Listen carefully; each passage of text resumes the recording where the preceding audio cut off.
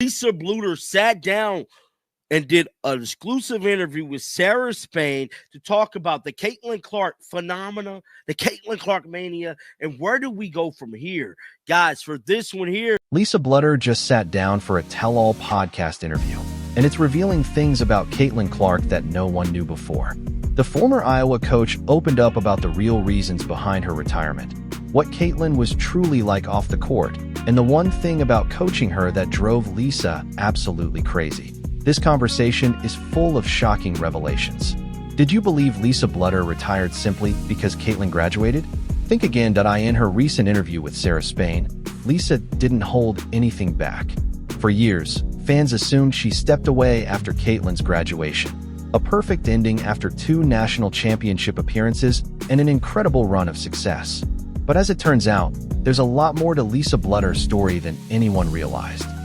Clearly you know a thing or two about recruiting, because we had Muffet McGraw and she talked about recruiting Caitlin, getting her to commit to Notre Dame, and then, Caitlin changed her mind and went to Iowa. What do you remember about that? And was there any hard sell at the last minute for you to get her to make the switch? No, the sell came earlier, right? I mean, once she told us she was not coming to Iowa, she was going to Notre Dame, it was over. I mean, we didn't pry into that. But we did notice, okay, she hasn't posted anything after she cut us. Now weeks are passing, and so I think we put a call into our AAU coach just to find out what was going on. And I realized then that she wasn't fully on board with her decision to go to Notre Dame. And so there was no sell at the end. She called me up, and I can remember exactly where I was sitting. I can remember the restaurant my husband and I were having, what we were eating when she called. I went out into the alley to get because I knew I was going to be exuberant if she, did commit to us. And she said, "Do you still have a spot for me?"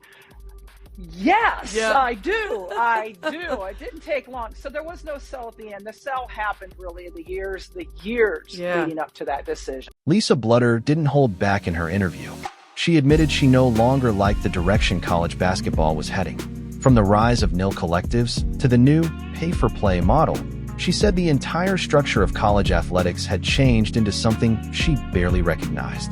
And honestly, she's not the only one who feels that way. Legendary coaches like Nick Saban also walked away for similar reasons, realizing the game they once knew had completely transformed. The NIL era exploded right around Caitlin Clark's time at Iowa.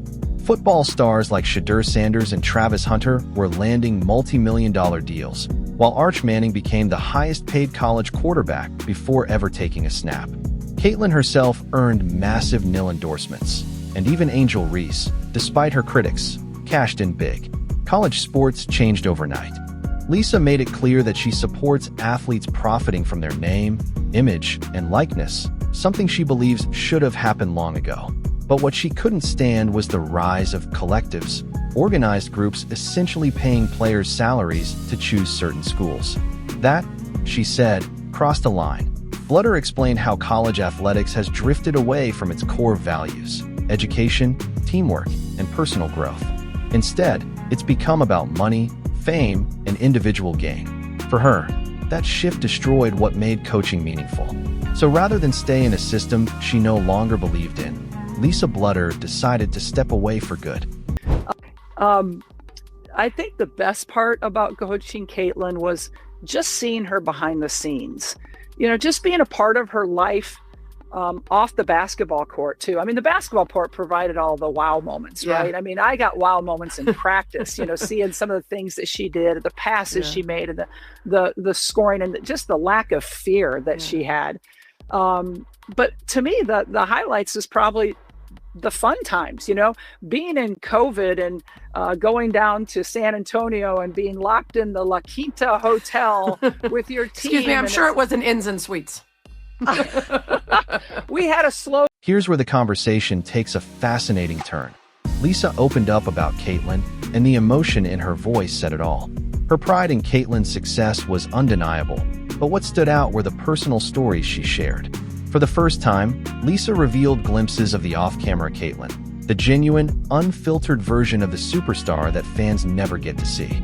So we got to move over to the Marriott when we made the Sweet 16, but those are the times that you just remember is the goofy Caitlin, the Caitlin that is not on show, but just being herself. And because she honestly is one of the most enjoyable people to be around. She's funny. Yeah. She laughs hard and she loves big. And when she gets your trust, she loves big. Lisa revealed that the most rewarding part of coaching Caitlin was seeing her personality off the court, the playful, fun-loving side that fans never get to see.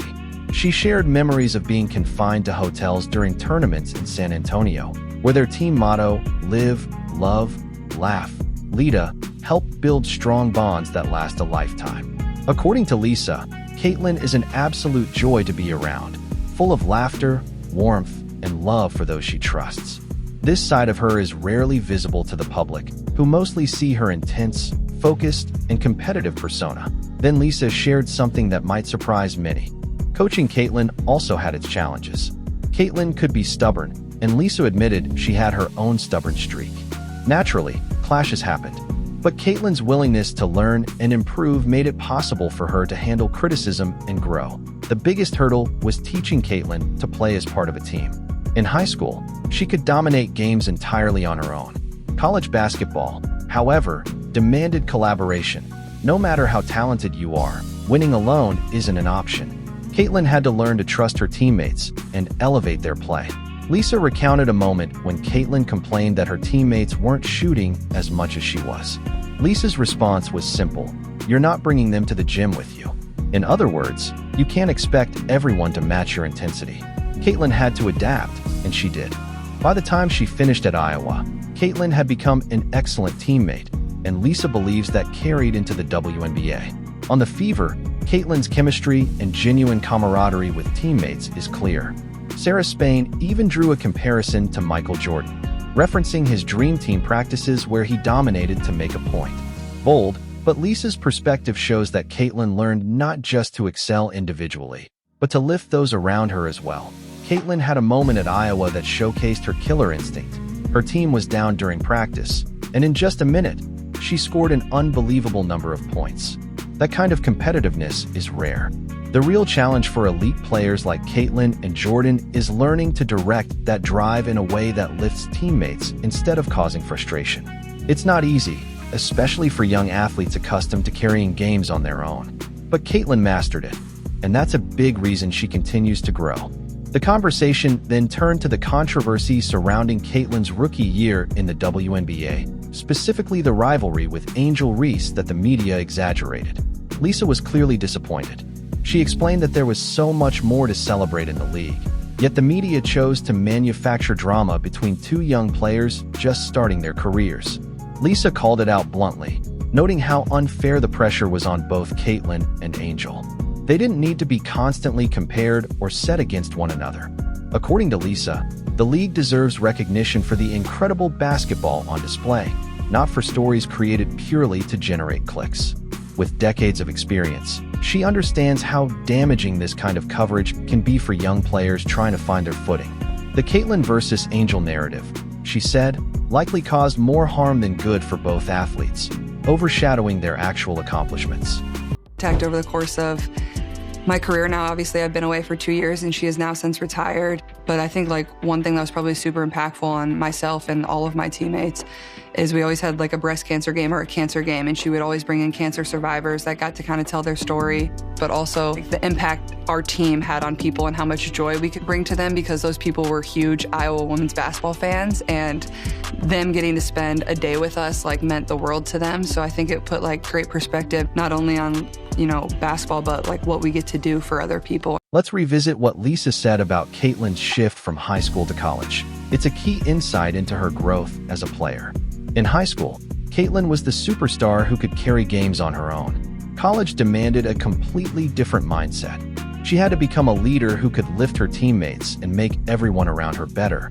That adjustment wasn't easy, and at first, she struggled. The fact that she successfully made the transition and became both a top player and a reliable teammate speaks volumes about her maturity and work ethic. Many high school stars never make that leap. They remain focused on personal stats and individual success. Caitlin evolved. Lisa's remark about Caitlin being stubborn is particularly revealing, because we rarely hear anything critical about her. Most people highlight her humility, professionalism, and team-first attitude, But this glimpse behind the scenes shows that even elite athletes have challenges to overcome, and Caitlin turned hers into growth. Stubbornness, in Caitlin's case, makes perfect sense.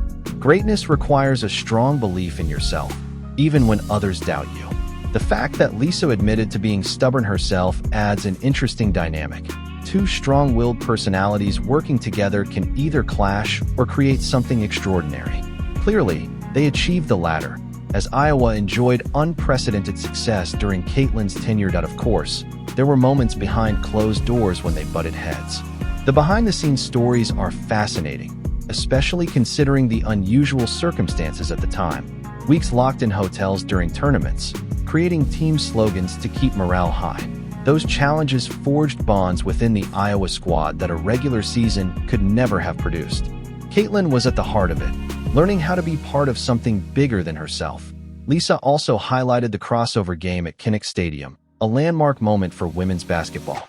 Over 55,000 fans packed the stadium to watch Iowa play, and many women in the stands were moved to tears, inspired by what the game represented for women's athletics. It was more than just a basketball game. It was a statement. They raised $4 million for the Children's Hospital, proving that women's basketball can fill massive arenas and inspire change. It was a showcase of what's possible when women lift each other up instead of competing off the court. Caitlin was at the center of it all. Lisa said that moment meant more to her than any championship appearance because it went beyond basketball. It was about shifting culture, creating opportunities, and showing young girls that their dreams matter. The way Lisa spoke about Caitlin revealed genuine affection, not just coach-player respect, but real love. Lisa guided Caitlin through some of the most pivotal years of her life, from a teenage star to a cultural phenomenon, forming a bond that's unbreakable. When Lisa mentioned Caitlin's ability to love deeply once she trusts someone, it highlighted a side of her personality that goes far beyond basketball. She's cautious with trust, but once it's earned, it's complete, a mark of loyalty and character. The stubbornness Lisa talked about is part of what makes Caitlin extraordinary. You need that kind of resolve to take the shots she does, to play with her level of confidence, and to approach the game with the fearlessness that defines her style. When channeled correctly, stubbornness becomes a strength. But, naturally, it also meant Caitlin likely drove Lisa crazy at times, as happens when coaching someone with such fierce determination. When you're working with someone as talented and strong-willed as Caitlin, you can't just give orders. You have to persuade them. You have to demonstrate why something will work. It's exhausting, but it's ultimately far more effective. Lisa's points about the transfer portal and Nil's shifting focus away from education are valid, though somewhat traditional. The reality is that college athletics has long been a business. Schools were generating millions off these players while the athletes themselves received little. Nil simply leveled the playing field a bit. Still, Lisa's concern about the me-first mentality is real. When players earn different amounts through nil deals, it can create tension, jealousy, and challenges in building the team-first culture she valued. The fact that Lisa doesn't regret retiring says a lot. She's at peace with her decision, having watched the game she loved evolve into something she no longer wanted to be part of. Instead of fighting it, she walked away with her legacy intact, and what a legacy it is. Multiple championship game appearances, developing one of the greatest women's basketball players ever, and creating moments like the Kinnick Stadium game that transcended sports. Lisa Bluder's influence on women's basketball is immense. Her defense of Caitlin and Angel against unfair media narratives shows she still cares deeply about the game and the players she helped shape.